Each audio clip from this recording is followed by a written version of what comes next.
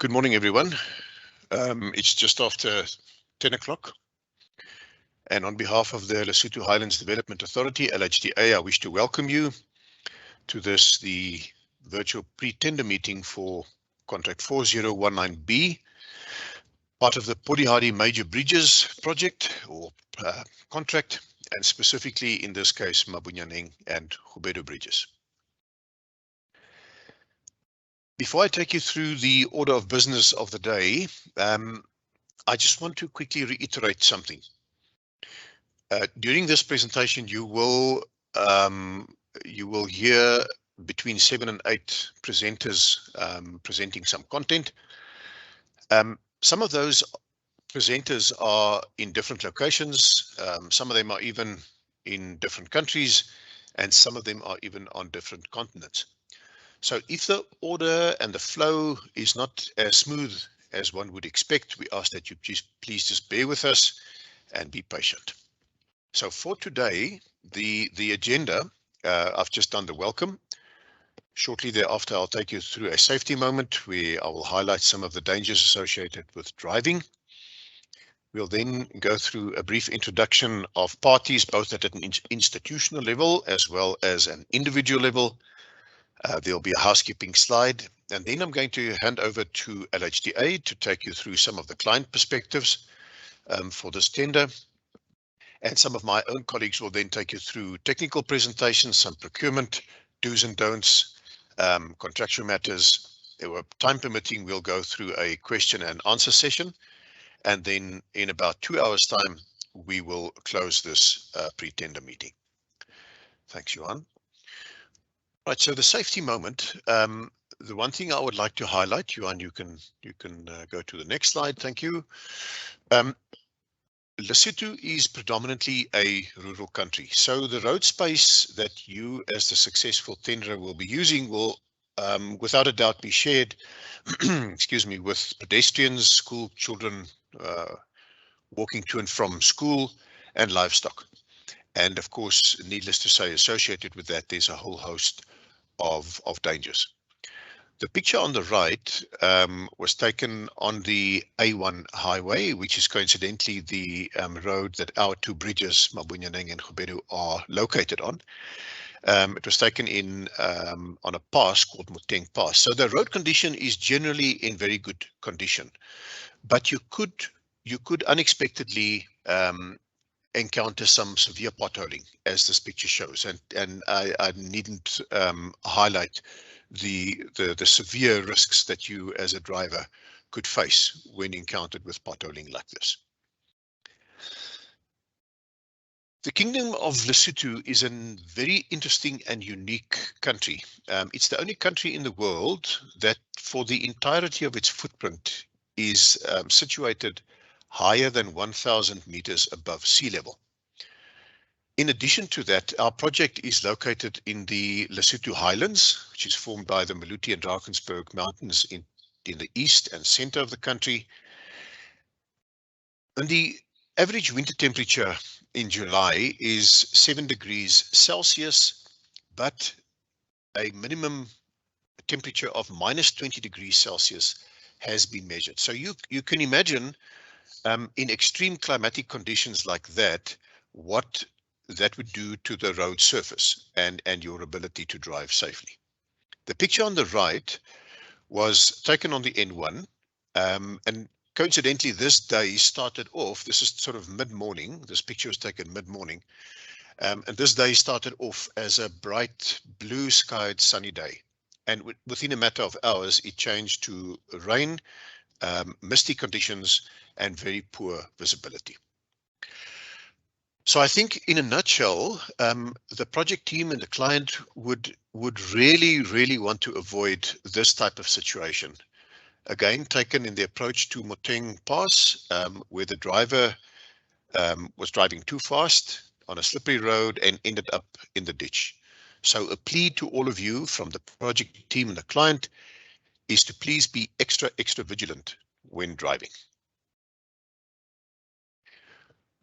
Okay, I'll go over to the introduction of various parties, and the first one will be at an institutional level. This is the three-way relationship that will look familiar to those of you that are familiar with FIDIC Red or Pink Book, the client, consultant, and contractor. Needless to say that the client is the Lesotho Highlands Development Authority, LHDA.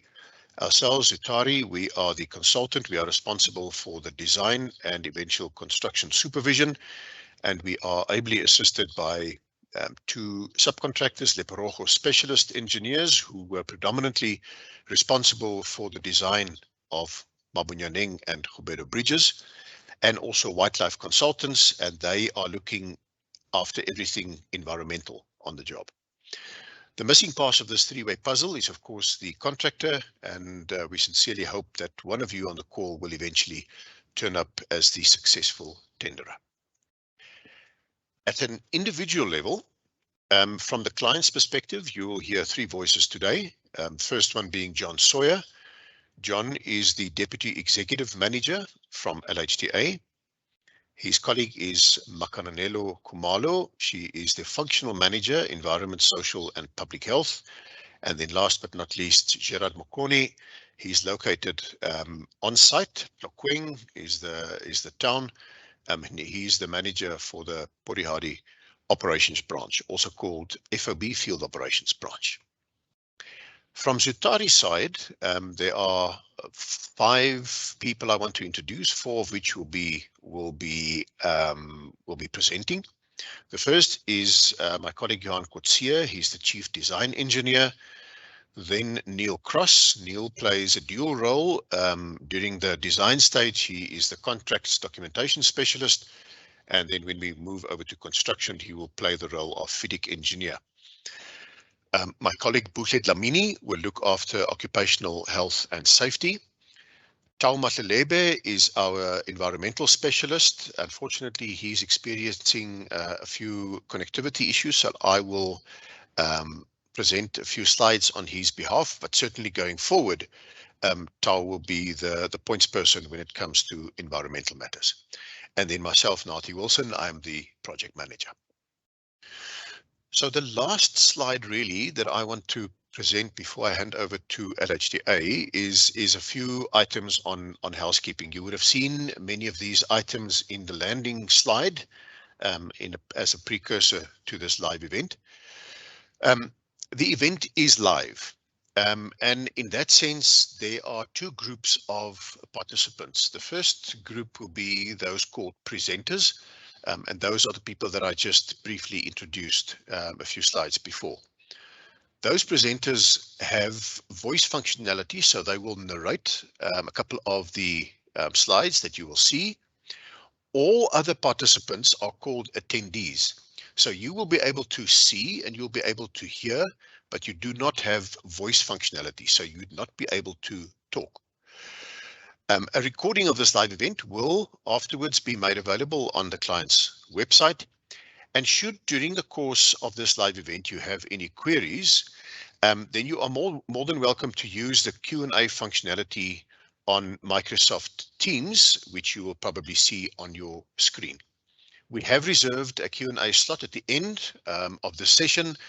Time permitting, we'll get to 1 or 2 of those and answer them. Previous experience has shown that we, as a rule, we run out of time because there are a couple of topics to cover. But please do not despair. All questions that are asked either today during this live event or queries that are raised by the next bullet, I'll get to that in a second, all those queries will be formally answered by LHDA in due course. The last 2 bullets on this slide are arguably the most important. The second last one is to reiterate, when you have any questions or queries, you are not allowed to contact any of the Zutari or LHDA individuals directly. If you do so, there is a chance that you would jeopardize your bid. All queries are to be directed to the email address there, km.queries4019b@zutari.com. And we can guarantee you that all queries that are logged there will be clarified formally on LHDA's website. And then the last bullet there Just to reiterate that the official tender documentation, which you may have already picked up, any potential future addenda, and only official written response to questions by LHDA will have any contractual standing. All other information or snippets of information that are shared with you either candidly during this meeting or on the slides or in the forthcoming site visit, all of those are given in good faith, but they have no contractual standing. I hope that's clear to everyone. So then, without further ado, I'm going to hand over to John Sawyer, Deputy Executive Manager of LHDA, to take you through the LHDA presentation. So John, over to you. Thank you, Lhta, and good morning, everyone. Lhta, could you just confirm that my screen is up? We can see it, John. Okay, thank you very much. So myself and colleagues are going to give a high-level project overview from the point of view of the employer, the client on the project, and then we'll hand back to Lhta and his engineering team to go into the details specific to this contract. So most of what we share in the next few minutes is really the big picture stuff about the project as a whole, and then really how this particular contract fits into it. So I'll give an overview of the project and progress to date. Emakananello will talk about the environmental, the SHEC and community engagement. I'll revert with issues relating around the procurement, the anti-corruption policy, preference, evaluation process, tender guidelines. And in the first stage, when we give the overview of the project, Gerard Makoni, who's, as was mentioned, part of the LHDA team, he'll present some of those slides as well. So we'll just move straight on into looking at the project as a whole. So what's the project is about? This particular contract is obviously for the construction of a pair of bridges, but it's in the context of something much, much bigger, and that does affect how the project is handled. So we're talking about Lesotho Highlands Water Project, and I'm going to let Gerard present the next couple of slides just to give the high-level overview of the project as a whole. Thank you, Gerard, if you'd like to speak, and I'll manage the slides. Thank you very much. Thank you very much, John. I will give a brief, like you indicated, about the project.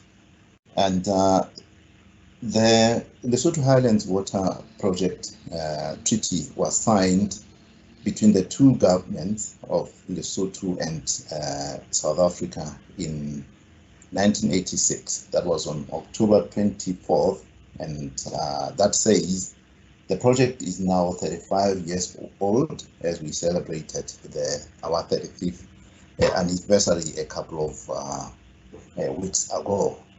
And following the implementation of the phase 1, which was completed around 2003, the feasibility studies were held or conducted in preparation for phase 2, which was signed between the same two governments on the 11th of August 2011. And the whole purpose of this project is to collect water from the Lesotho Highlands and transfer it to the Republic of South Africa, specifically the Gauteng province, for industrial and domestic use. The expected yield of the system is about 25 cubic meters per second. That is for phase 1, which is currently running, and the combined yield for phase 2 and phase 1 is at around, or is expected to be at around 40 cubic meters per second, while the future final yield of the system, that is the end or after completion of all the phases of the project, is looked to be at around 70 cubic meters per second. As indicated, water is transferred from the Lesotho Highlands through the transfer tunnels and natural waterways to Gauteng province. Next slide, John. We will look now at the governance of the project. As indicated, the project is between the two countries, and the two countries have formed what we call the Lesotho Highlands Water Project as provided in the treaty.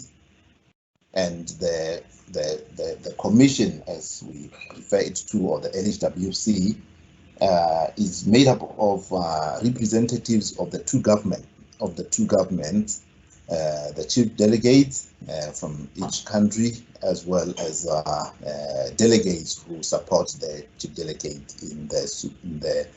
in oversight of the project.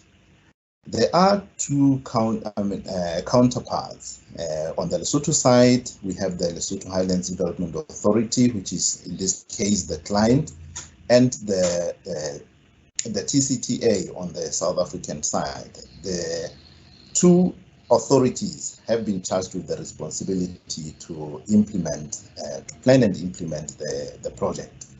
And under phase 2, the project is mainly implemented in Lesotho, and the LHDA is the one that is responsible for the planning and implementation, while the TCTA has been charged with the responsibility for the funding of the project.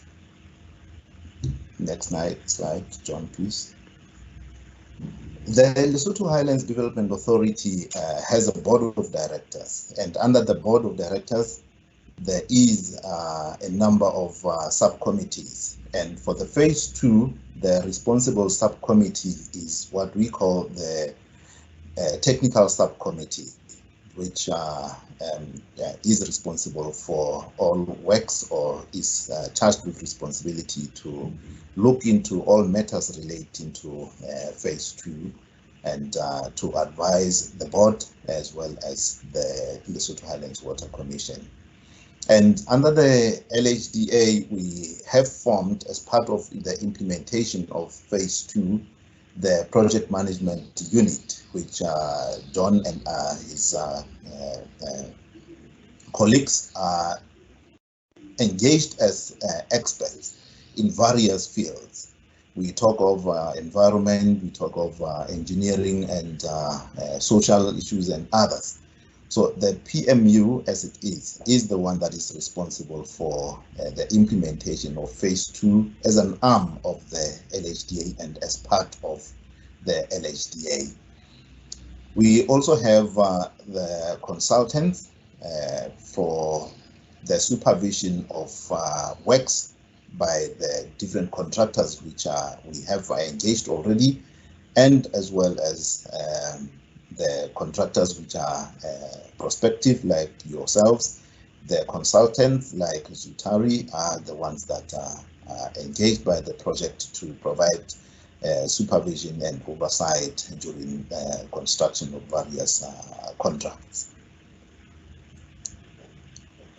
Thank you, John. That was the last slide on my side, and I'll hand over to John to continue. Thank you very much. Thank you very much, Gerald.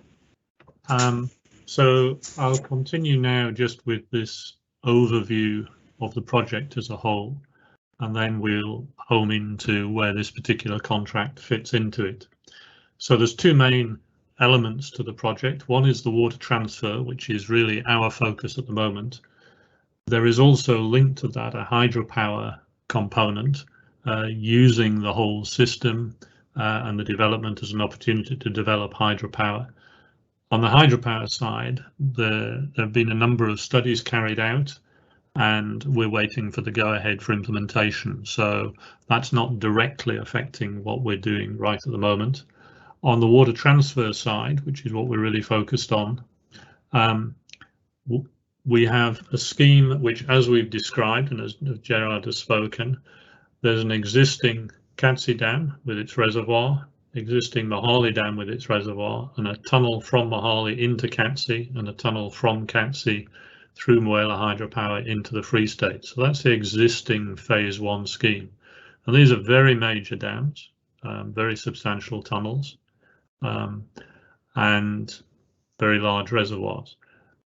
Our current project involves developing another dam, Potihadi Dam, and Potihadi Transfer Tunnel to discharge from this reservoir into the existing system, and, as Gerard explained, to supplement the water supply to Gauteng. Off the top of the map here, this tunnel system eventually discharges into the river system, which ultimately feeds the Fall Dam and Gauteng province. So we're going to home in on this area in a minute, but as you can see, we're flooding quite a large area. So we have an impact on environmental and community and so on. So the activities so far, the scope of the project includes all the environmental, social and health impact studies and action plans. It includes quite a bit of advanced infrastructure, which we'll talk about in a minute, the dam itself, the transfer tunnel, feeder roads and bridges. We have quite an impact on the local road system, and the bridge contract we're talking about is part of that. And then livelihood restoration for the communities. So a wide-ranging scope of the project. And if we go to the next one, if we home in on the immediate area, Potihadi Dam will be about 165 meters high, so dramatically higher than anything in South Africa, for example. And that will create a reservoir covering about 50 square kilometers of land. So that's a pretty serious impact in the area. In order to develop, and then from the dam, there's the tunnel, which is disappearing off to the west to feed this water into the existing Catsi reservoir. So those are the main works. Enabling works in terms of advanced infrastructure, we've got access roads. So the red here is an existing road, which you saw some photos of. This is a major upgrade of a minor gravel road to a decent access road. There's a completely new road being built coming in. There's power line coming in. And then there's work around areas flooded by the reservoir. So power line diversions, replacement bridges. The existing bridge here will be almost 100 meters under the surface of the water. So Senku Bridge has been tendered. And then the contract we're looking at is up here, right in the headwaters of the reservoir. The existing road is flooded and we've got to replace the existing bridges with ones at a slightly higher elevation. But fortunately, in this case, the water depth is not huge. So these are reasonably conventional bridges. And that's what we're going to focus on in a few minutes. But in the meantime, if we carry on, what have we done project-wide so far? So we actually started procurement of different service providers in 2014, which is quite a while ago now. We've been involved in community consultations. We've done reservoir demarcation. We put beacons all around the perimeter of the reservoir so everyone can see the area that will be flooded, which greatly helps in liaising with communities. There's been baseline studies for environmental and social aspects, environmental social impact assessments. We've had numerous geotechnical investigations, engineering design, asset registration for all of those community members who are affected by the project. Their assets, whether it's land or buildings or trees or other assets, those are all registered and there's a compensation scheme related to that. We've registered all unskilled labour in the area who want to have an opportunity for working on the project, and we'll talk a little bit more about that later. We've gone through a process of procuring contractors and starting construction, and most of what I talked about earlier is already at some way through construction or in some cases procurement like this one. There's socioeconomic development programs, health impact assessment, public health action plan, livelihood restoration planning. So there's a lot of community related activities going on. You can ask what relevance that is to a tenderer for a bridge. And I think the answer is that it's part of the context that you're working in. And you'll hear as we go through the various presentations how this does actually affect what you're doing and your tender. I'm going to hand over now to Mimakino Nello, who's going to talk about the environmental, social, and the health and safety aspects. So over to you. Thank you very much, John. As indicated, my name is Makananelo Khumalo. I'm responsible for management of environmental, social, and public aspects of the project. The slide is just to indicate that we are working in an area that is known as a biodiversity hotspot. Just in brief, the picture on the top right is our spiral aloe, and then top left we have the white stock. Below that is what we call the Malutimino.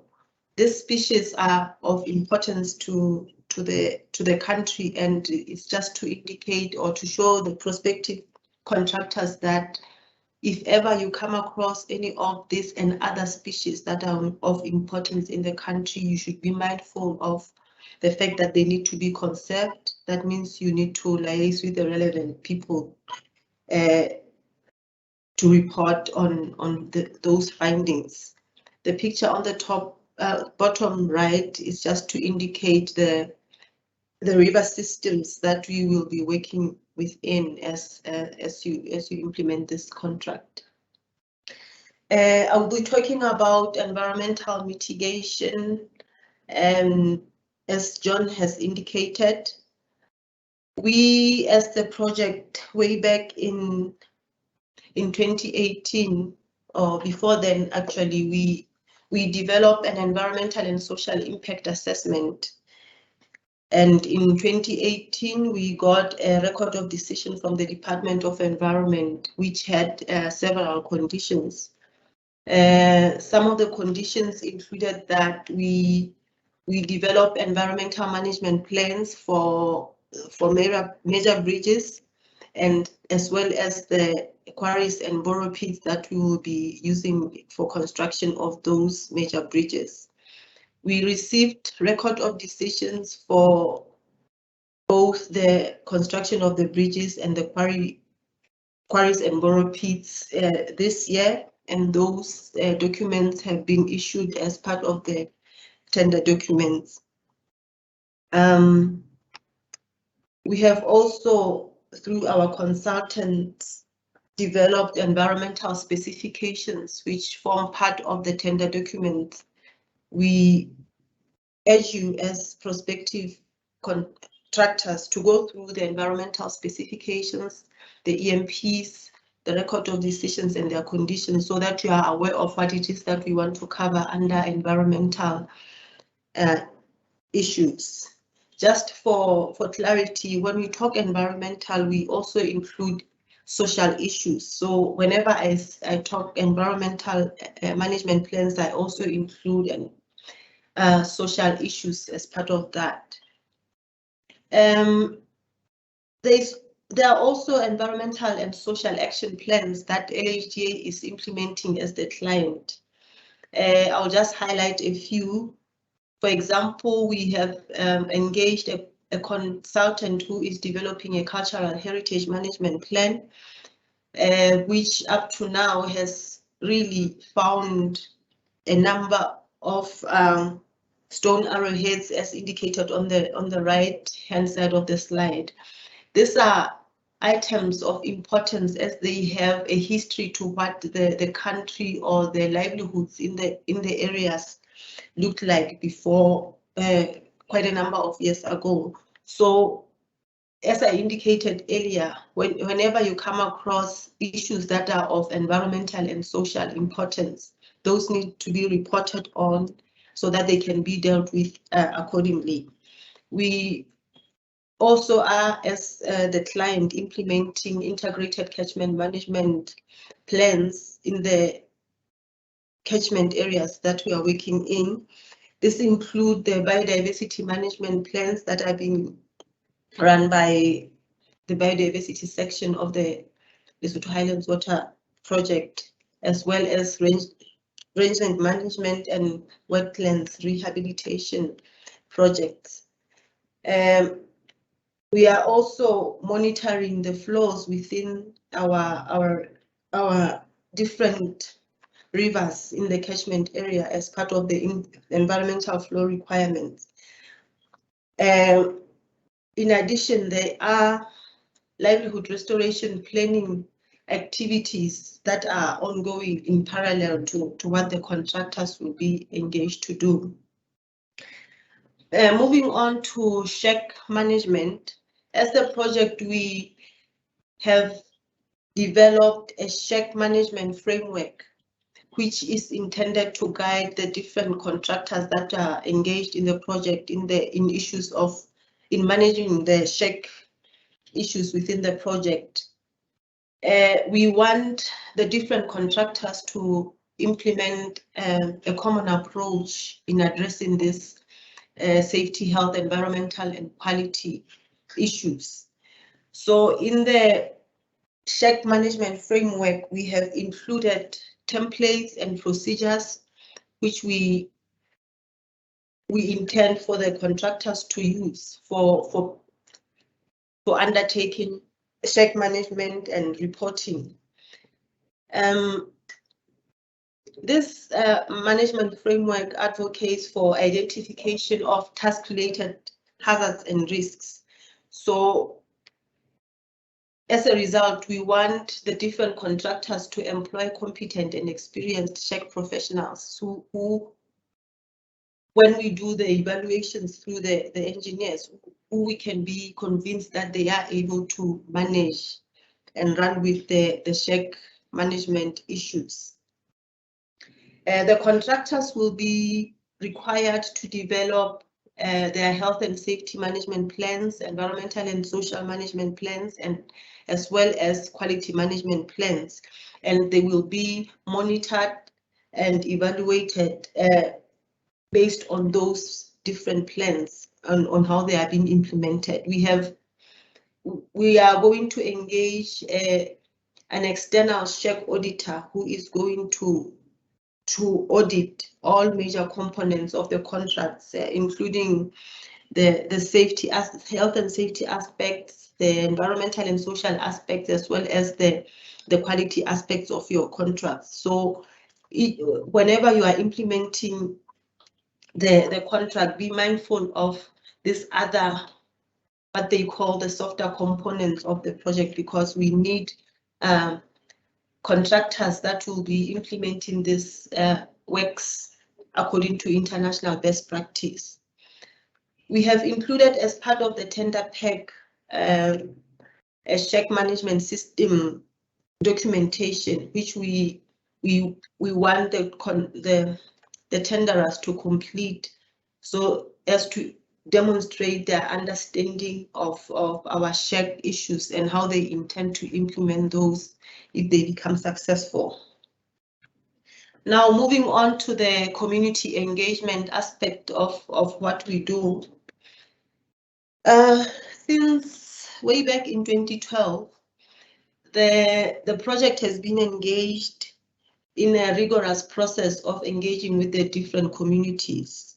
We have, through our Budihadi operations branch, we have managed to forge relationships between the project and the communities that we will be working in. So as a result, we have developed different policies and guidelines that are going to assist us as the entire project in how we manage our community interactions. As indicated earlier, we have a Budihadi operations branch at Tlokweni in Mofokeng. So whenever a new service provider, be it a contractor, a consultant, or any other service provider for that matter. Whenever that new service provider is engaged, they need to be introduced to Pudihadi operations branch, and we need to inform them in advance that we'll be bringing in such a service provider, and this is what they are going to be doing in the area. This is so that the Pudihadi operations branch can also arrange for that service provider to be introduced to the relevant stakeholders within the communities.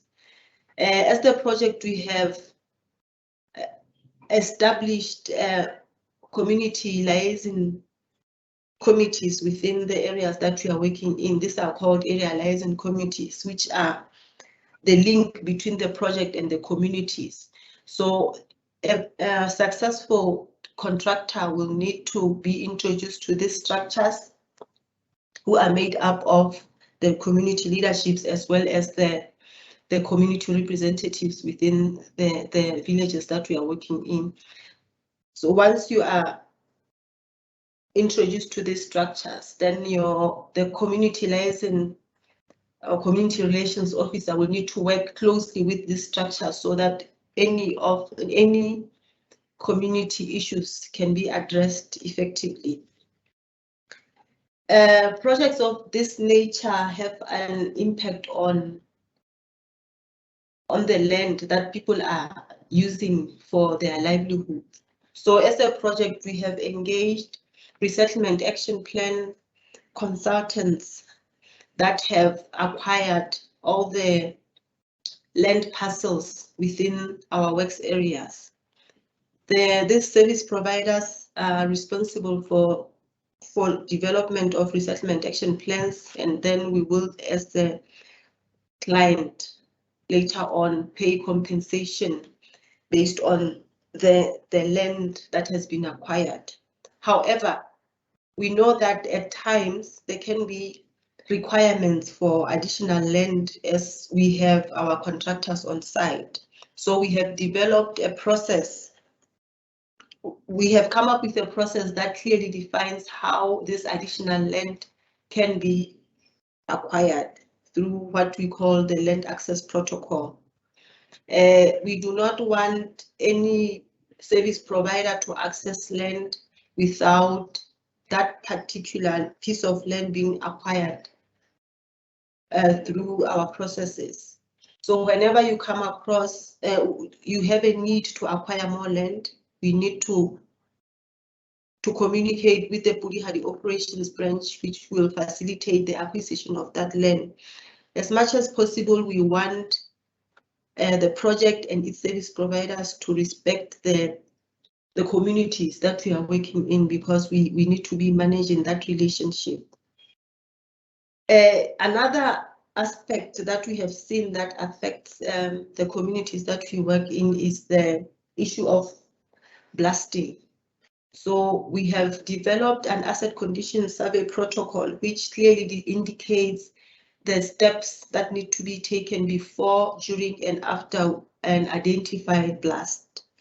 So similar to what I have talked about earlier, this protocol clearly defines your roles as the contractor, the role of the engineer, as well as the role of the client in determining the status of people's properties before, during, and after the blasting, so that we can manage any complaints that may emanate after the blasting has occurred.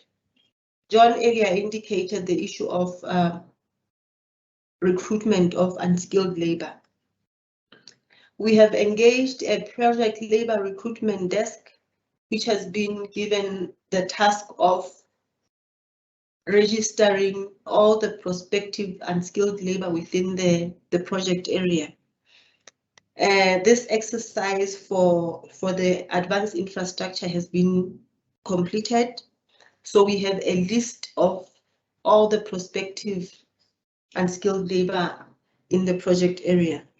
We have employed a transparent process in this undertaking. So whenever a contractor requires the services of unskilled labor, that should be done through the project labor recruitment desk. No contractor is expected to recruit any person in the communities without the engagement of the project labor recruitment desk. This is very serious because we have had instances where people were complaining and even stopped the construction works because they were not happy with the way the contractors were dealing with the unskilled labor issues. For other labor skills, we need the contractors to follow a transparent process. In the tender documents, we have included the labor recruitment guideline, which clearly indicates what it is that the client means when they talk about a transparent recruitment process. We also have local service providers that are expecting to get opportunities within the project. So in order for us to manage any dissatisfaction or complaints that may emanate from any of our stakeholders, we want service providers to have a transparent procurement process. This will assist us so that when people are not happy, are complaining, we can demonstrate to them that indeed we have followed a transparent process and there is no foul play. Because we are working so closely within the communities in the area, we have developed a complaints management procedure, which is intended to manage and resolve the complaints that emanate from our different stakeholders in a timeless way. So this procedure is also part of the tender documents, and the expectation is that the community relations officer of the contractor should be running with that process. Whenever we have a complaint that is being lodged with the contractor, that complaint should be formally registered and and followed up until it is resolved, because we don't want to have a legacy of complaints that have been sitting or that have been reported to the contractors and the project doesn't know about them, and then when the contractors are gone, then we are left with complaints that we cannot manage.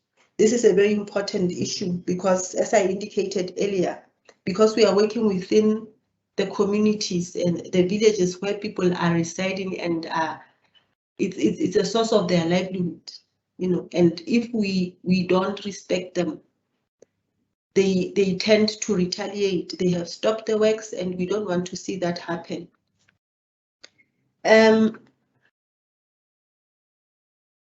Under health, we differentiate between occupational health and public health. So it is the responsibility of the contractor to look after the occupational health of its employees. And then LHDA as a client has a comprehensive public health program that they are implementing in order to manage the impacts of the project on the populations that we are working on within. So on the public health program, we are working with the Ministry of Health. We are going to be working with the clinics, the district management health teams to manage the impacts of the project on the health of the people. And then the contractor, on the other hand, will be required to take care of the health of its workers. Mayor Buhle will come at a later stage to clarify what we mean by implementation of the Occupational Health and Safety Program. Lastly, I'll be talking about the chance fine procedure. As I indicated earlier, we are running other environmental and social management plans as the client. So it's inevitable that for a project of this nature, as you are working as the contractor, you can come across items of cultural importance or environmental importance in the works areas that you'll be at. So we want the contractors to be mindful of such issues. That is why we have an environmental person within the contractors staff complement. So because we, as a project, we need to be compliant with the relevant laws of Lesotho and regulations, as well as implementing the project in an international best practice. We urge you to be mindful of these issues, report them, manage them well, so that we can take care of the environment and the communities that we are working within. Thank you very much, John. I'll hand over back to you. Thank you, Memakinanelo. I'm going to talk now briefly about different aspects of the procurement process, and in a few minutes the engineers team will go through more details. So you'll hear a little bit of repetition, but what I'm giving is the overall employer framework that this particular contract sits within, and that then rattles down into the specifics of this set of tender documents. So we've already mentioned there was a huge development called Phase 1, which involved major dams, tunnel systems and so on. That was implemented between 20 and 30 years ago. It was technically extremely successful. It's been delivering much needed water to Gauteng for many years. And yeah, it's a pretty good engineering achievement. Unfortunately, that was tainted by corruption. There were court cases, there were jail sentences, there were multi-million-dollar fines on some of the contractors and engineering firms involved, and that left a rather bad smell, quite frankly, around Phase 1, which is very unfortunate.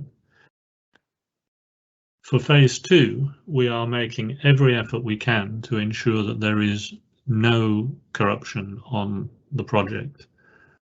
I've been working on the project for many years, and as far as I am aware, no corruption has influenced any decision taken within the project team so far. So we're doing quite well as far as I can tell, and we aim to keep it that way. As part of Phase 2, there is an anti-corruption policy which is included in every contract. We do have a zero tolerance approach to any overt corruption. So don't even think about it, quite frankly, you'll just get yourself disqualified. We do have a policy of disclosure, and this is really about identifying any potential conflicts of interest. We just want to be very clear that we have a transparent process, and anything which might be considered to represent a conflict of interest influencing the outcomes is declared and addressed and dealt with. So there's quite a bit of information in your tender pack, and we just need to be clear. Failure to comply with this is likely to lead to disqualification, or if we've already got a long way down the line, it could even lead to termination of your contract, and that's written into the terms and conditions of the contract. The key thing at this point in terms of your tender is the conflict of interest declaration in the tender documents. So you're given details of the supervising consultant, Zatari, and their partners. And what we need you to do is to look at your, whatever you are as a tenderer, whoever's involved, your entire organization, and declare any possible links with the engineer or with the client. Declaring those links does not disqualify you. What it does is it puts it out in the open so that we can manage any perception of a conflict of interest, and we can eliminate any material conflict of interest by simply making sure that anyone involved in the procurement process is not associated with whatever links you raise. So the intention is to make sure that your tender is valid. It is not the intention to disqualify you. But if you don't declare something and there is a perception that you are in some way conflicted, then that may disqualify you. So please just make sure but you declare any potential conflict so that it can be managed and so that it can be dealt with. So moving on. Hold on. The whole procurement process operates within a framework which was actually set in one of those international treaties that we referred to. So the Phase 2 agreement, there's a specific article, Article 10 of that agreement, which is available on our website, which sets out the rules of the game. And the first one of those is that all of our procurement must ensure competitiveness, transparency, cost effectiveness and quality. So those are normal good practice procurement objectives. And in large measure, we achieve that by our approach to procurement, in particular, the open tenders, the use of the FIDIC contracts, and being very careful about how we go through our procurement process.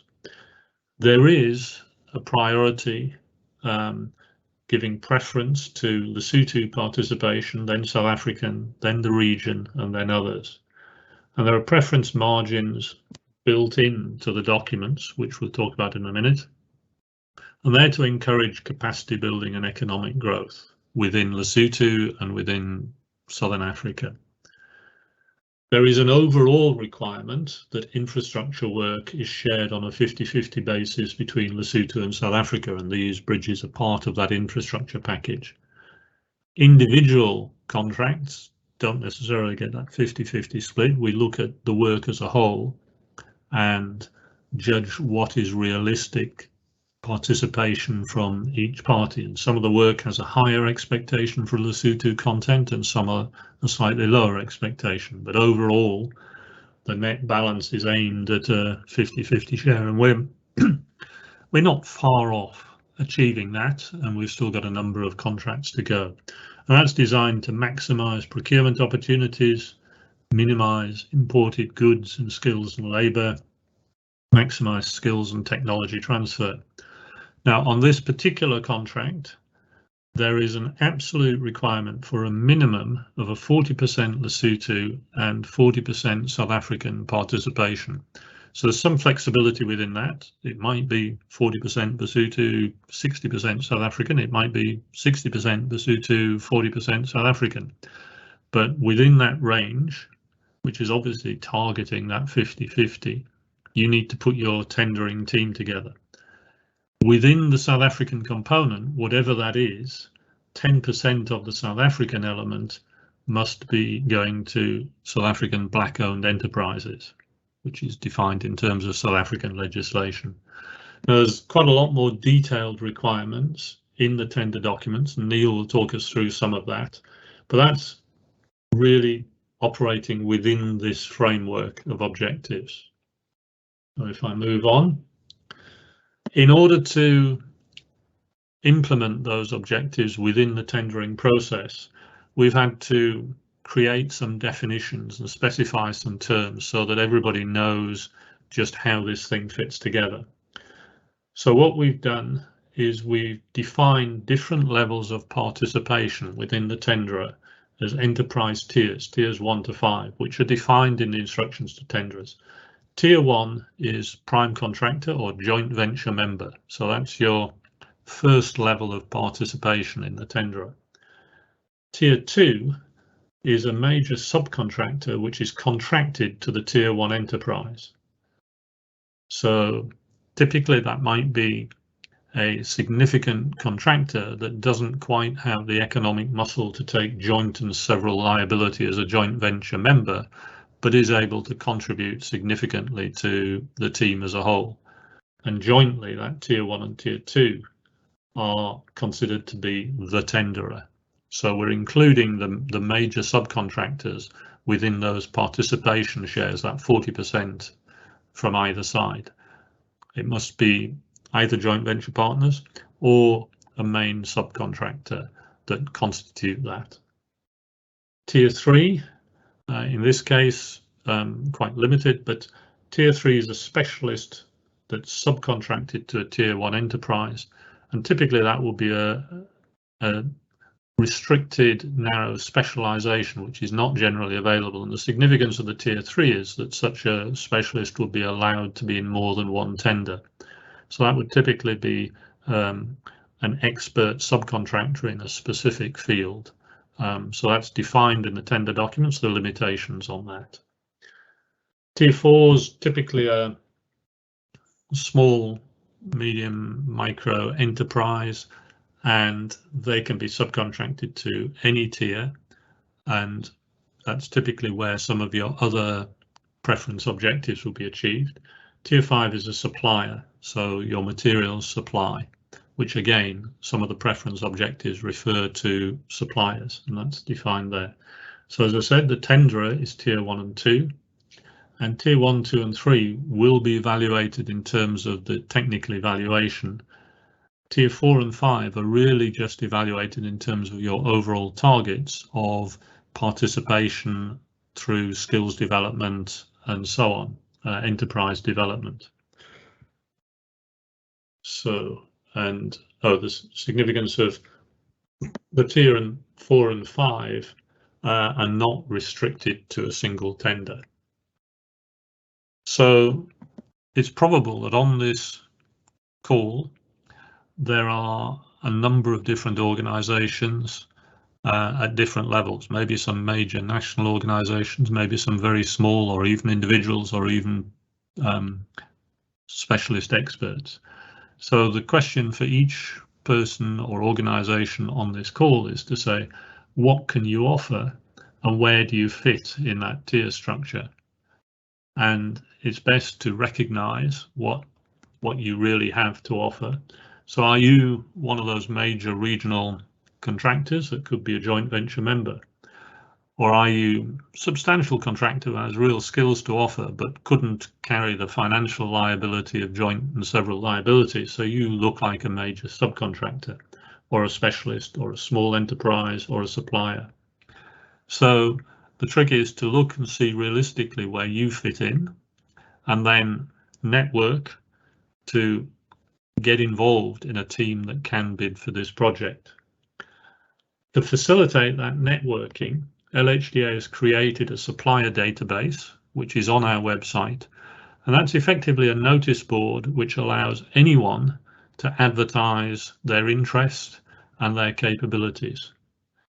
We want to emphasize we have provided a notice board. We have not vetted what anyone puts on there. It's an opportunity for people to declare their interest to others who might be interested in them, but there's no vetting or approval process by LHDA. That's up to you. You've got to identify, screen, work out who you want to team with. And just to emphasize that, there are no LHDA recommended suppliers. We have not pre-selected anybody. And if anybody comes to you telling you, you have to have me in your tender because I'm the only one LHDA will accept, it is not true. And we have had people doing that. And I just want to emphasize, this is an open tender process. All tenders will be evaluated in terms of the evaluation procedures that are in the document, and there's no pre-selection in this whatsoever. So you have to create a credible tender and win it. A further assistance, because we accept that creating those teams can sometimes be a challenge. We will publish the attendance register for this meeting online, and in effect, that gives you an indication of organizations that are interested in the project. Again, I mean, there's no guarantee that everyone on this call is going to be involved in a bid, but at least it gives you contact details of a number of people who potentially are. The evaluation, again, Neil will talk about the specifics for this contract, but the general principles we carry across all of our construction contracts, and we have a staged evaluation process. Stage 1 is simply, are you eligible? And there are eligibility requirements declared in the tender documents. If you're not eligible, then your tender will be set aside.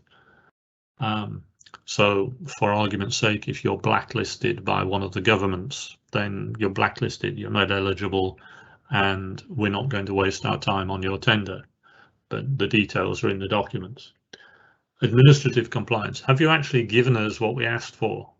The tender documents include a significant number of returnable schedules. Have you given us those? We asked for various documents. Have you given us those? So are you administratively compliant? It might be that somehow a particular standard certificate's been missed out in collating your document, and then we'll simply ask you for it. But we're not going to ask you for substitution of a document that is in effect allowing you to re-tender. So make sure that you put together a coherent tender with everything that we've asked for. After that, there'll be an evaluation of the technical proposal. And that's a point-based system. Again, the scoring system is spelled out in the document. And you need to pass the technical threshold. There are sub-thresholds for components and an overall threshold. And the whole point of all that is, if you get through those gates, then in effect, you've demonstrated that you are competent to do the job. Having got through that, all that's put aside, and we look at price and we look at preference. We create a combined score and determine who's the preferred tenderer. If you fail step 1, 2, or 3, you'll be rejected. Finish. What you've said is you're not competent or you can't put together a coherent tender, so we're just not going to consider you. And that'll be true regardless of your price. And we have in the past rejected tenders which were, in one case, the extreme case, half of the price of what was eventually the winning tender, simply because that tenderer completely failed to demonstrate that they were competent to do the job, and they failed on multiple levels on those stage 1, 2, 3 evaluation. So we do follow that through. So for goodness sake, make sure that you put a coherent tender together. Guidelines. This tender has been advertised, print media, on the website. And then just very simply respond to the instructions to tenderers. Read it, make sure that your tender is responsive. Use the templates we've provided. Do not say, I've got a better way of doing this, and give us your standard company brochures. We won't look at them. Respond to the tender documents, use our templates. We're asking for specific information because that's the information we want. There is a minimum pass level of 60% on the quality-based evaluation. That's technical evaluation. And in fact, there are subcategories within that where for each individual subcategory, you have to get at least 40%. As we've said, lowest price is not guaranteed to win. No late tenders will be accepted, and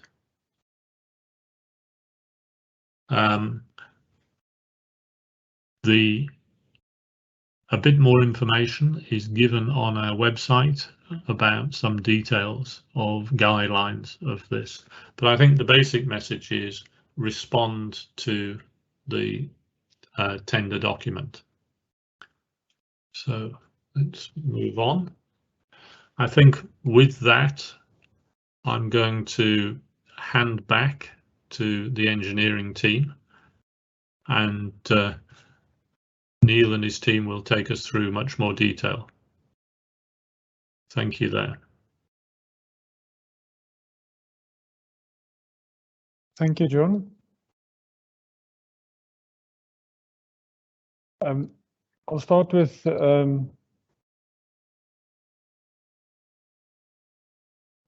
the plan layout of the construction area. On the west side is the Mobianing Bridge, and on the east side is the Gubedu Bridge. After this slide, I'll show you a drone footage of the construction area. The drone starts in the west, fly basically over the area of the approach roads, over the two bridges, up to the end where it ties into the A1 again.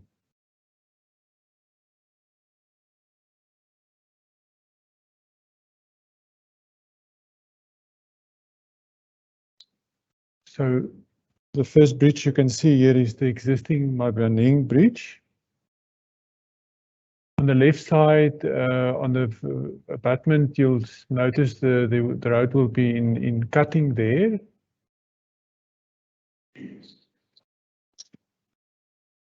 We then get to the Khubedu Bridge.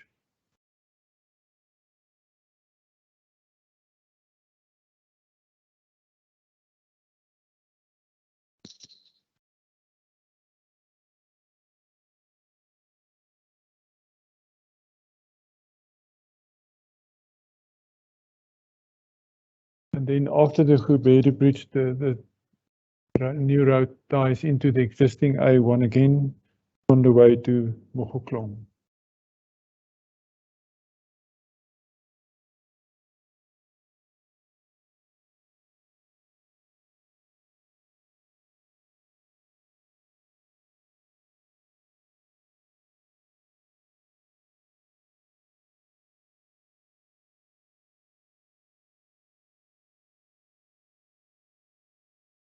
I'll discuss the scope of the works of the two bridges now. There's about 1.6 kilometers of approach road. The first bridge, the Mabaneng Bridge, is 120 meters long with four 30-meter spans. The maximum pier height is about 13 meters. And then the Khubedu Bridge is 270 meters long, 9 30-meter span, with a bit of higher piers of 21-meter high piers. The two bridges are very much similar in construction method. It's just the number of spans that's different. The abutment is closed type abutment walls founded on oscillator type piles.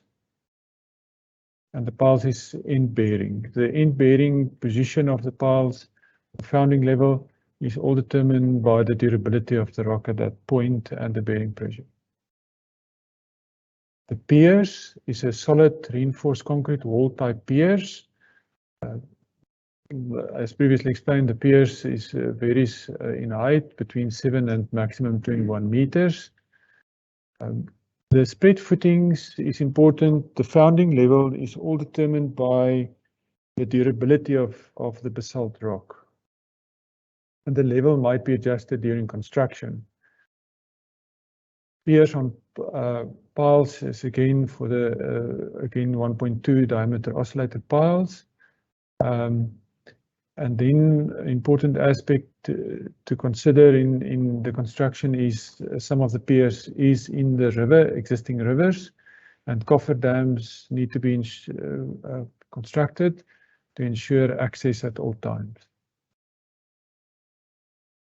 The deck consists of precast, post-tensioned concrete beams with in situ concrete slab. It's all supported on elastomeric bearings. On the west side, the purpose of the next slide is just to show the approach roads. So on the western side, the road ties into existing A1 route, and in this case, to tie in a temporary bypass will have to be constructed. The second portion that's of significance on the access to, or the maintaining the access of road users is at the Mabaneng Bridge. The one abutment or the bridge is very close to the existing bridge. Then on the east side of the abutment there will be a retaining wall, mechanical stabilized retaining wall. And for that construction, one will probably need a stop-go arrangement with traffic at this bridge.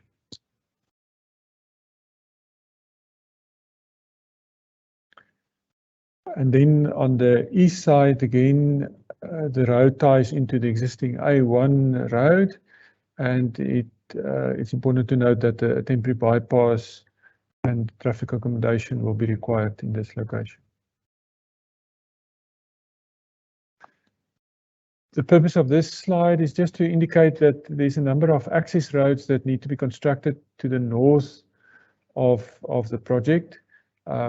Currently, there's a number of small tracks that ties into the A1 just on the north side, and this will be cut off with the new alignment, and new access have to be provided. You'll see on the north western side, there's connecting to villages, and on the northeastern side, there's Lhta village that needs to tie into existing road more to the east. Other technical matters to consider just to be highlighted is the access to be maintained for the A1 at all times. There's a 300-meter long mechanical stabilized earth at Mabaneng Bridge, and as explained, this might require special accommodation of traffic requirements. It's important to note that the dam will be at a certain point be partially impounded, and it's although it might not impact these bridges that much, it's still a consideration.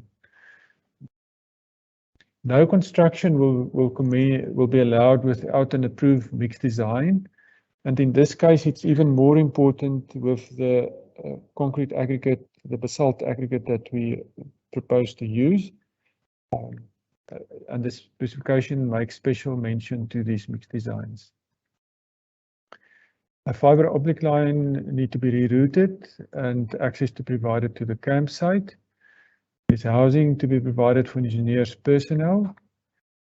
And it's important to note that the drawings need to be read in conjunction with the specifications at all times. On this slide indicates the quarry area, which really forms part of the contract 4019A, not this contract. But the significance of this to this contract is that the primary crush material will be provided to this contract 4019B. And that primary crush material will have to be collected at this location. It have to be tested. There's a whole range of tests in the specification, and it must then be put through a multi-stage crushing process. This crushed material must then again be tested with the specific requirements indicated in the specifications, and this material will also then have to be used first of all for the mixed designs, and then can later be for approval. So it's an important aspect that need to be carefully considered in the specifications. The purpose of this slide is to indicate to you the campsite and the proposed stockpiling area. It is just in this area just east of the Gubedu River. It's also note that there's a village just to the west side of the campsite, and our campsite actually cut off the one access route to this village, and the new access road needs to be constructed around the campsite to this village.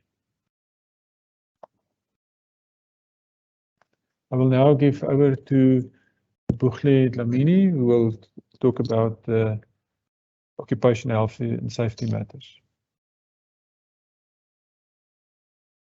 Thank you, Johan.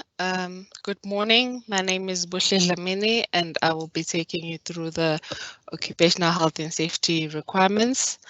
I will be starting off with the health and safety specification. We have provided the project-specific occupational health and safety specification in the tender pack, which have been created using a risk-based approach, been created, considered the legislative requirements of Lesotho, baseline health and safety risk assessment for the project, the client's SHIC management framework, the engineer's requirements, and the scope of work. The OHS specification must be read and understood in conjunction with the project-specific technical specifications, including the geotechnical reports, the project-specific scope of works, and the project-specific SHIC management framework, which has been referred earlier on. The source documents that are available as part of the tender pack are the SHIC management framework, which provides how the SHIC requirements have been integrated into all the contract activities, the occupational health and safety specification that I've just mentioned, the Lesotho Public Health COVID-19 regulations, and the risk determination and mitigation framework, the client's construction COVID-19 mitigation guidelines, and then there is occupational health and safety section and the bill of quantities that must also be priced and completed. The health and safety requirements are applicable right through the project, and the requirements are applicable to all the role players in this project, including the client, the engineer, the principal contractor, all the subcontractors, service providers, and everyone that provides any work or any service in this project. The requirements shall apply until final completion and during the defects notification period. The requirements are also address the safeguarding of the public and cooperation with other entities, for example, neighboring contractors to the works or the projects that we'll be doing. What's expected for all the interested tenderers? There's a list of documents that all the interested tenderers are required to return. These are found under Part B9207.02 of the Occupational Health and Safety Specification. You are required to return these and attach them under Schedule 4.62, Certificates of Compliance. Please read that carefully and make sure that you don't leave anything out. Take note of what is listed as an example or of your previous work or an example of what you've provided of the current work. What's also expected of you is that you price for all the price items, all health and safety requirements and priced items must be part of the accepted contract amount. If an item is not priced for or is zero rated, it will be deemed as being included in the contract amount. The obligations of a successful tenderer is that you're expected, when you're appointed or when you're successful, to appoint a health and safety manager and a health and safety officer or officers for the project. You shall compile and submit a SHIC management plan for the project that is required to be approved before you commence with your work. You implement the SHIC management plan and make sure that your subcontractors also comply with that plan. They also will have to submit their plans, submit them to you, and you will have to evaluate and approve those before they can commence with their works. Make use of the provided templates and performers that will be provided to you. You shall partake and cooperate with the health and safety audits and inspections that shall be done on site, and ensure that the health and safety of both the project personnel and the public that will be affected by your activities on the project is provided for. This is obviously just me highlighting some of the things that you'd be expected to do. I shall hand over to Nati to take you through the environmental and social matters. Thank you, Boothler. As I said before, this is not really my area of responsibility. It's that of Tau Matlelebe, but I will be presenting in his stead today. So really just 2 slides. The first one just indicating what source documents will be available to yourselves. And then secondly, on the second slide, I'll show you what your obligations are once you are the successful tenderer. Some of these items have been raised before, so I'm really not going to spend a lot of time on them. Maybe just to reiterate that an environmental management plan, an EMP, has been undertaken and completed for both the major bridges and the borrow pit and quarry components of the tender, and both of them have an approved and associated record of decision issued by the Lesotho Department of Environment. Sorry. Then thirdly, the environmental baseline monitoring report will be available to you. That was environmental monitoring that took place over a period of time, and then also considers the impact of seasonality on the performance of the environment.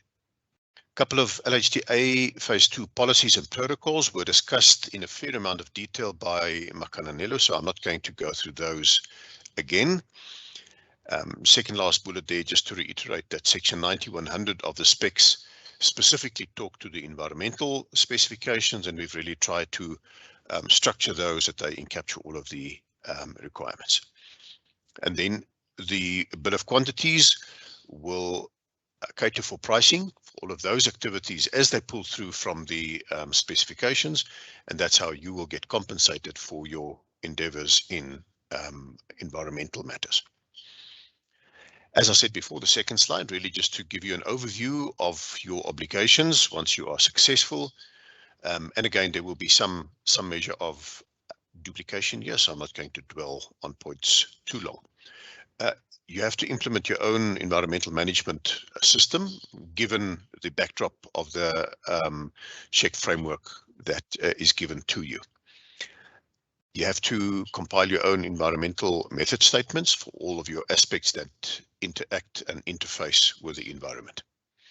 You also have to appoint an ECO, an environmental control officer, to make sure that you, as the successful tenderer, comply with all of your environmental obligations.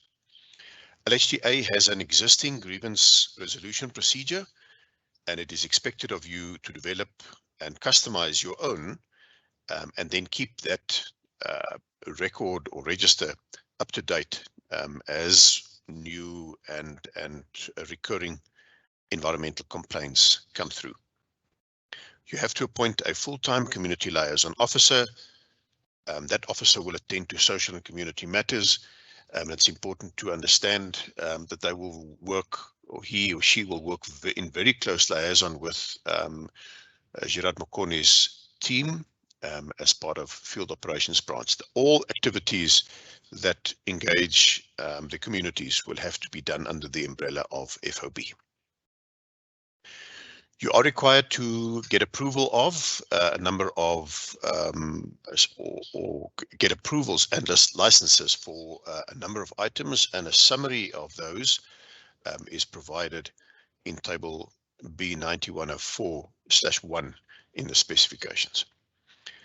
As you heard before from Makananelo, there are quarterly SHEC audits that are undertaken by the client, and you will be obligated to participate in those. And then finally, from the consultant side, our chief resident engineer will, through a delegation of responsibility to his environmental manager, will monitor your own compliance, and that will primarily be done through the manager and his environmental team.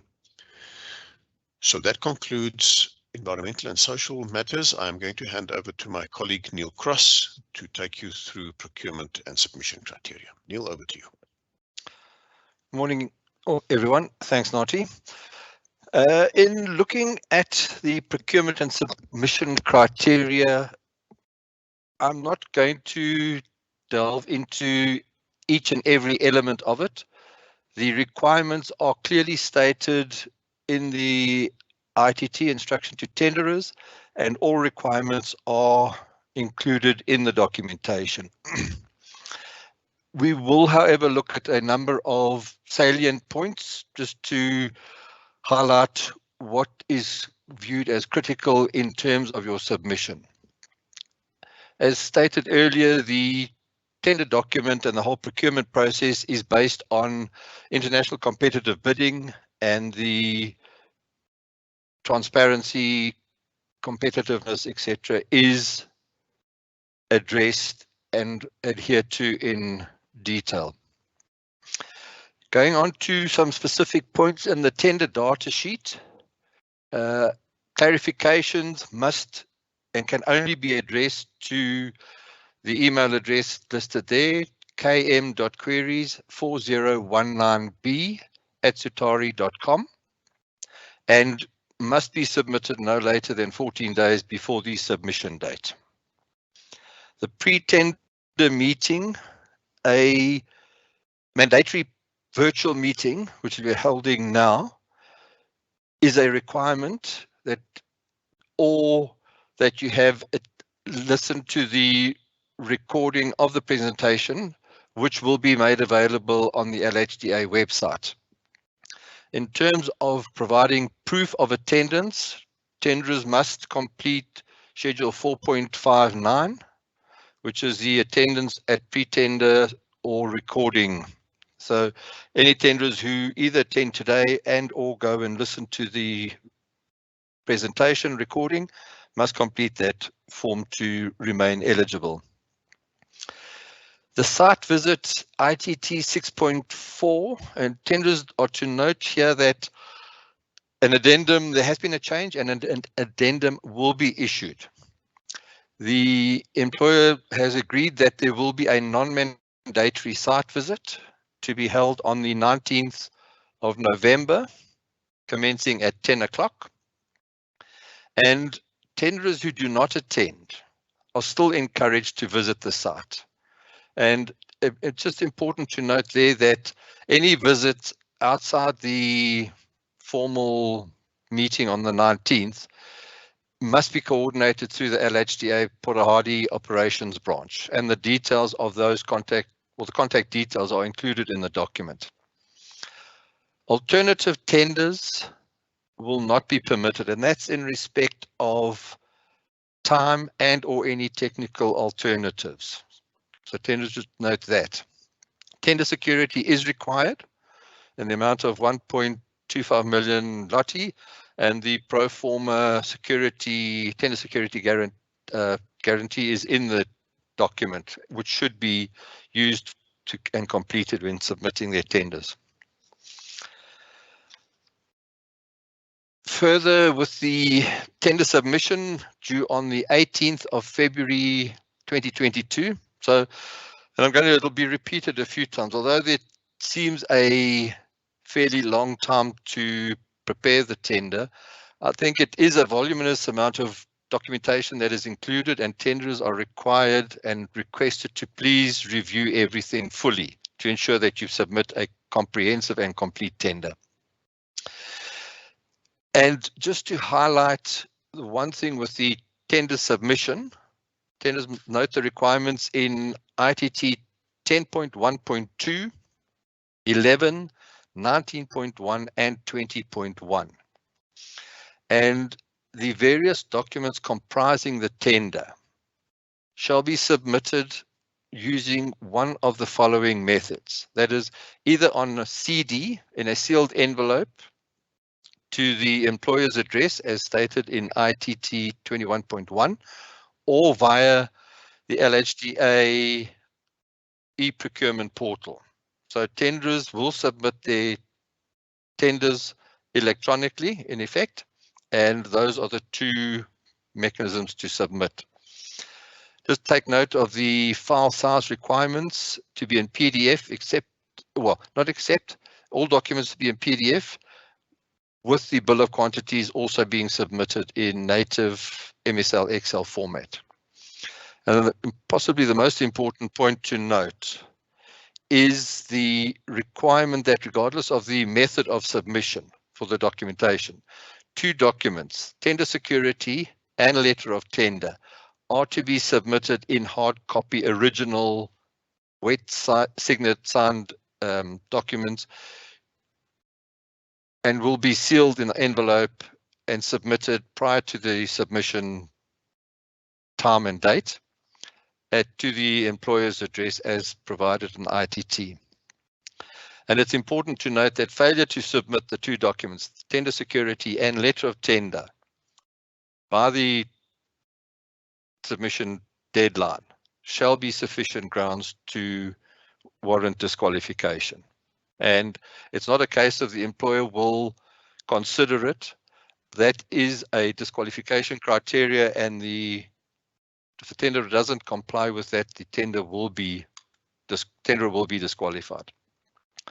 Opening of tenders will happen an hour later at 1500 on the 18th of February, and that will be via a virtual meeting with details to be provided via the LHDA website at a later date. Thanks, Jan.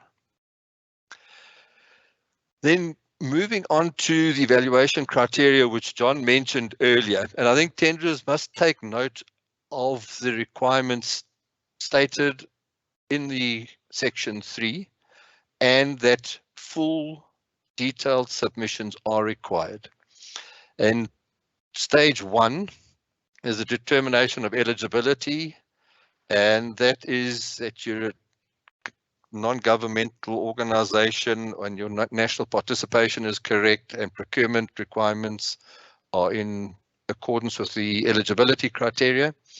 The minimum criteria and minimum requirements are specified in section 3, and this is on a pass-fail criteria. If an omission is of a material nature, the contractor will, or the tenderer will not be requested to clarify any information. The only point where clarification will be requested is if it is of a minor nature to confirm information that has already been submitted. Similarly, in stage 2, that's your evaluation of your administrative compliance, ensuring that all the documentation requirements, attachments, and proof of registrations, etc., have been submitted. Again, the minimum requirements are specified, and again, it's a pass-fail criteria as for stage 1.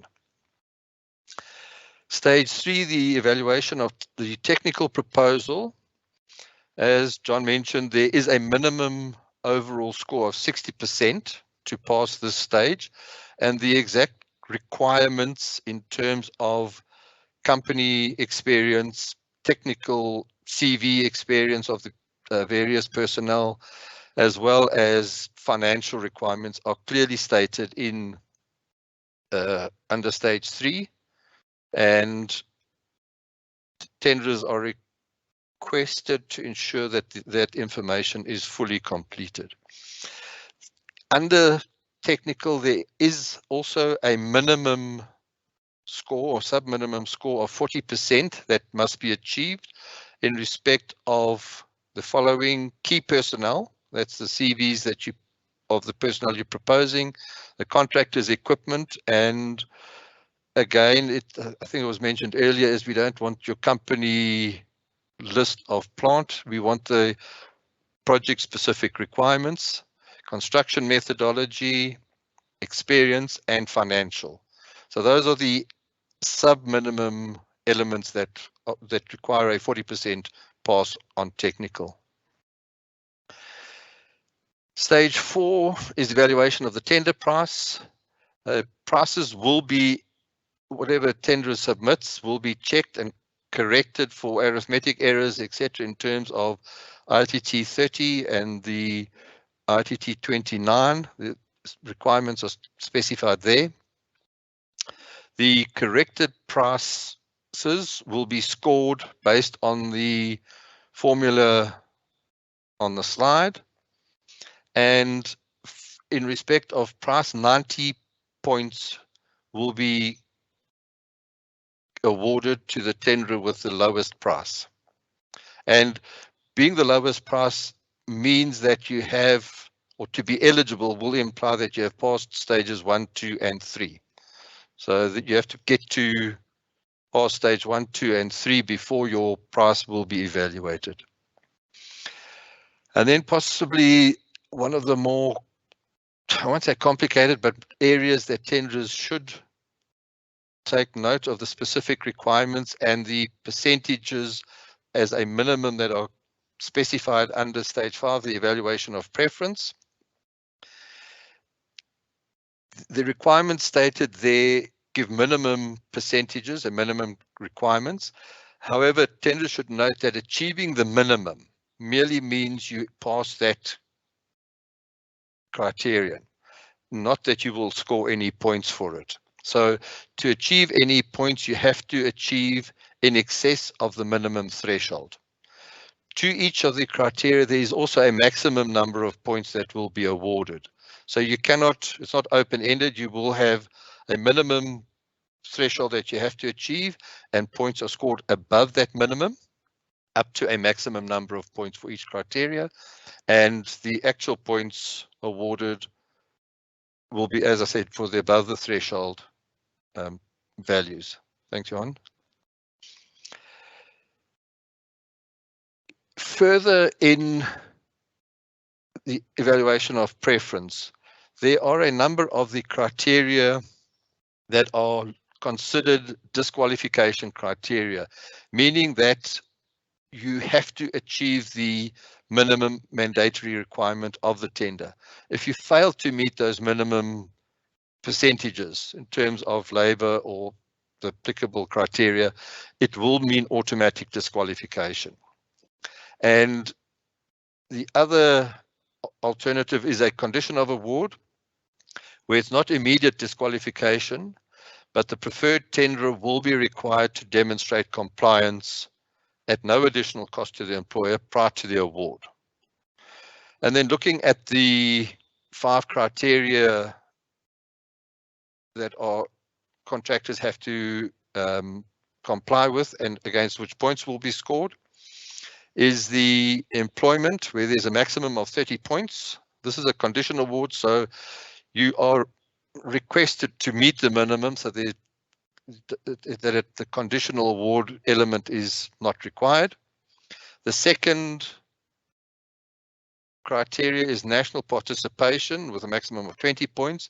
This is a disqualification criteria. So if tenderers do not meet the minimum percentages stated for Lesotho nationals at 40%, on the right-hand side, the total RSA enterprises also 40%, and then of the South African enterprises, 10% is allocated to RSA black-owned enterprises. That criteria, or those minimum criteria specified there, if you fail to meet them, it will be automatic disqualification. Similarly, for the preferential procurement of goods and services, also 30 points, but with a disqualification criteria. And there, the minimum percentages are 0.1% for the project area, 10% for local, for the Lesotho national enterprises, 10% of the total South African enterprises must go to black-owned enterprises, and the total for South African enterprises is 40%. Again, that's absolute minimum or disqualification. The further 2 elements are enterprise development with 15 points, is a condition award, and your skills development, which is 5 points, and that's also conditional. The preference score is then the total of your 5 elements or 5 criteria divided by 10 to give you a maximum of 10 points for preference. Stage 6 is the simple task of taking the combined scores for tender price and preference to get to the preferred tenderer. Thanks, Johan. Looking at section 4, returnable schedule.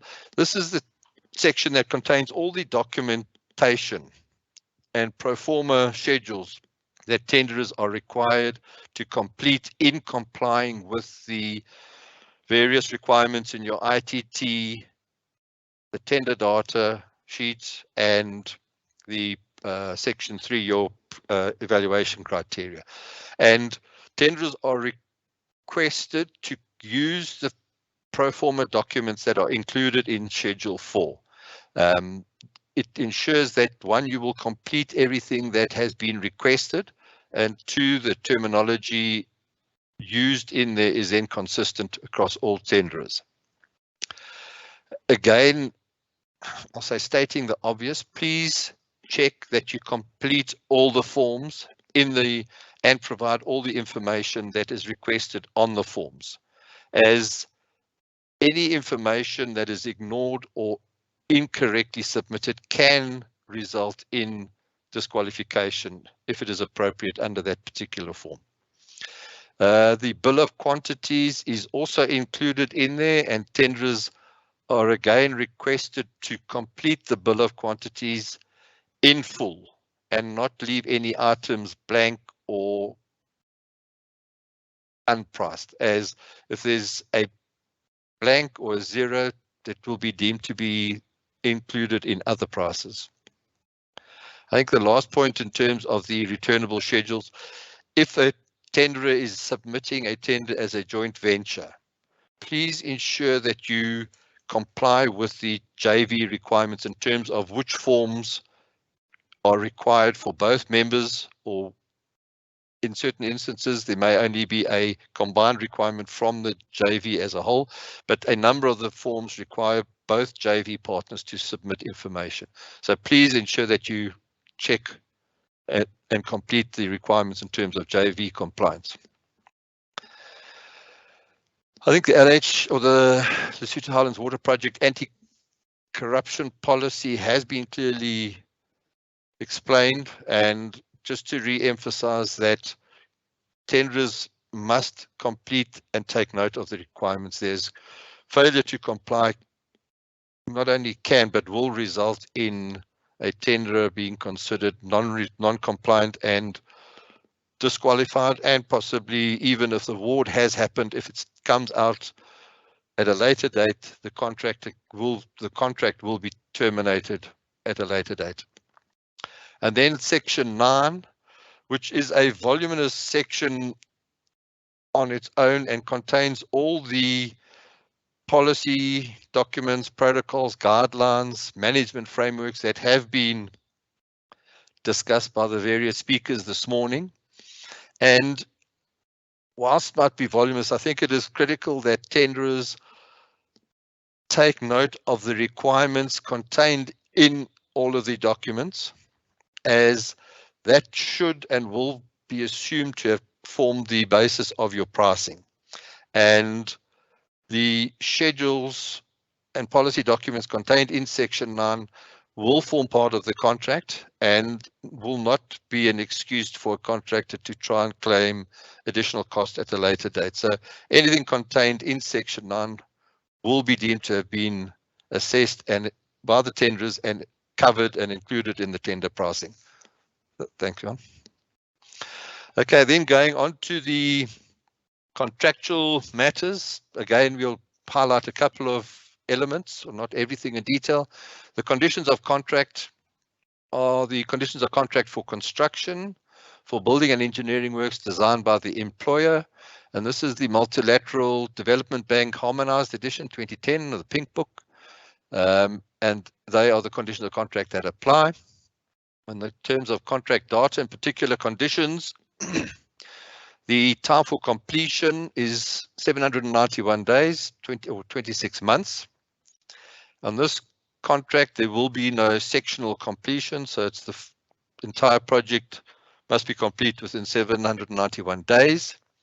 Compliance with the laws, just a note to tenderers that you must ensure that you are fully au fait with all the requirements of labour laws, health and safety, environmental.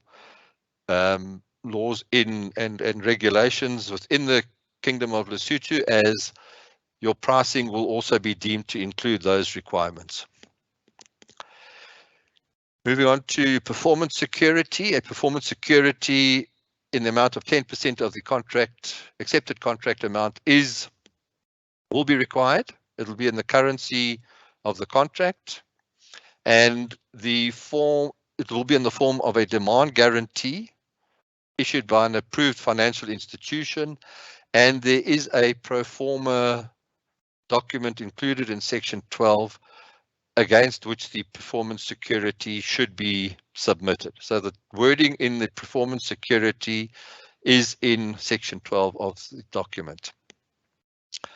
The program obviously will be required and must be submitted within 56 days. Tenders are just required to note the specific requirements that have been included in section B1204 of the specification, and list additional requirements that the tenderer must include in the program. And an important point to note in the particular conditions is that the clause or subclause has been amended to include that the employer has a right to withhold payment if the program is not submitted.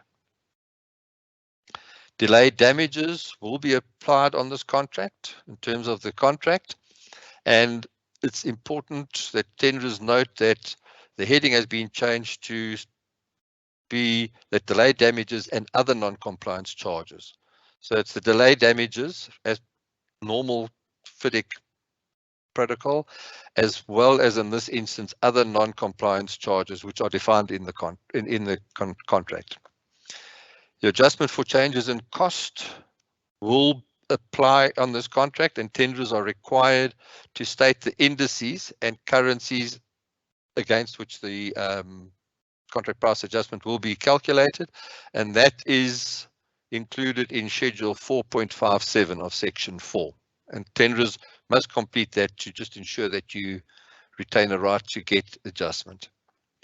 Advance payment will be 10% of the accepted contract amount payable in the currency of the contract, and it will be made in one installment on the contractor fulfilling the requirements of subclause 14.2 of the approved guarantee.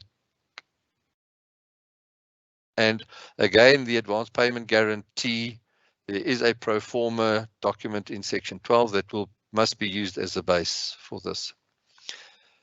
Repayment or amortization is 6 equal monthly installments starting 3 months after the commencement date or the contractor's receipt of the advance payment, whichever is the later will apply there. Retention is 10%, up to a maximum of 10% of the contract price. The currency on this contract for payment is Lhta or Rand, and that's equally important in pricing, is that the bill of quantities must be priced in Lhta or Rands. Then subclause 14.6, employer's development objective and penalty for non-compliance. Tenders should just note the requirement, specific requirements and consequence of not meeting these requirements, which will result in penalties being applied.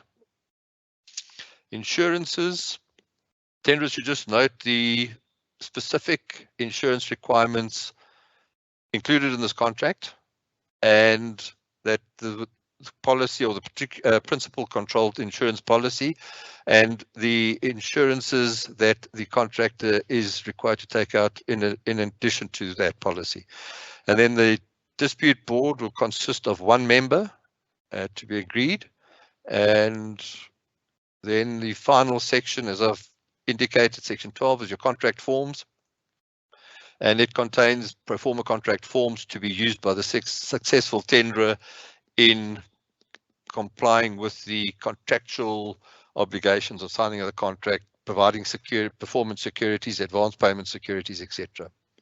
And I think it is important that tenders just note the wording and ensure that whoever is providing their securities, guarantees, use the wording as included in those pro formas.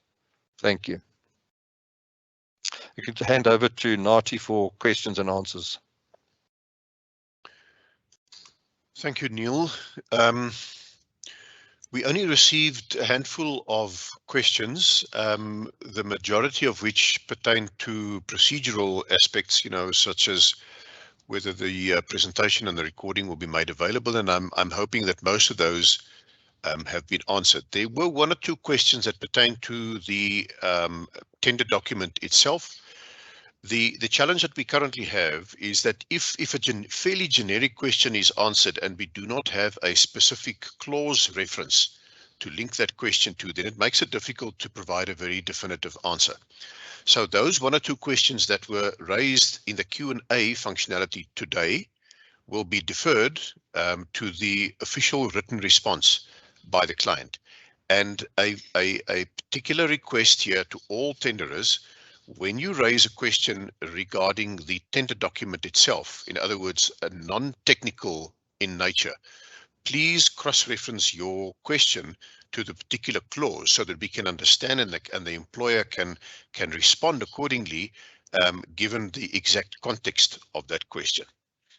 So that really makes the Q&A session redundant for today, and I'm just repeating again that all written questions, both received today and through the email address, will be answered. So I think we are, and we're doing well for time.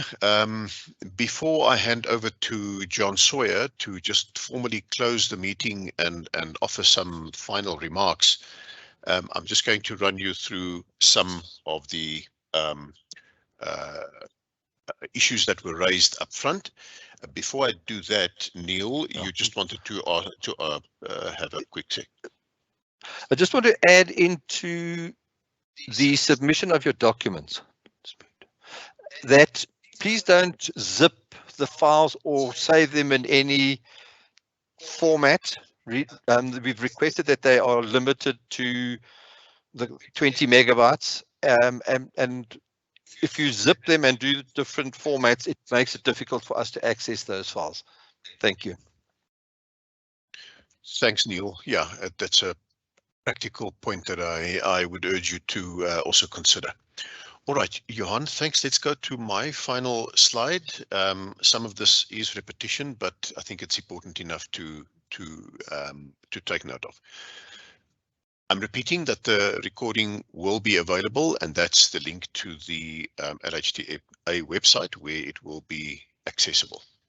All queries directed to the email address that we've stated a number of times. Do not contact any of the individuals directly, please. All questions and queries will be answered formally in writing by the client shortly. Tender documentation and potential future addenda, and only those clarifications that are officially written by the client will have contractual standing. An important one is the site visit, although it is non-mandatory, as Neil has indicated, and those arrangements and logistics will be confirmed in due course. And maybe just to state here why the change, you can appreciate that we are in a flexible environment now, given COVID-19. So when the documents were originally drafted, we were still under a more restricted protocol with regard to traveling and social distancing and the like, which has subsequently been lifted, or not lifted in totality, but made lighter, and hence the site visit became possible again. Maybe just on the site visit, it will be reiterated again, but the site visit will not be a formal technical feedback question and answer session. It's really to familiarize yourself with some tour guides, if you want, around the site, and that will be the purpose of it, hence it not being a mandatory site visit. Please look out for tender documentation addenda that will be issued. A reminder that the closing date is the 18th of February 2022, I think at 2 o'clock, Neil. All that remains from the consultant side is to wish you all well. We are looking forward to receiving your bids and to working with the successful tenderer. John, I'm going to hand over to you for concluding remarks from LHTA side. Thank you very much, Nati, and thank you, team. First of all, just thanking the engineer for all the effort they've put into this, and I hope that we've had some very clear information. Then from LHTA, thank you to all the participants, everyone who's sat in on this session. I hope that we've encouraged you to respond carefully to our tender documents. There's a lot of effort gone into those, and we look forward to receiving some good competitive tenders from a number of you. So we just encourage you, form those teams, meet the requirements, read the rules, and please give us responsive documents. It's very, very disappointing when we see what are potentially good tenders spoiled because in some way you don't respond to the requirements of the tender documents. So we wish you well, and we look forward to receiving those tenders in February. Thank you very much. And with that, we'll declare the meeting closed. Thank you very much.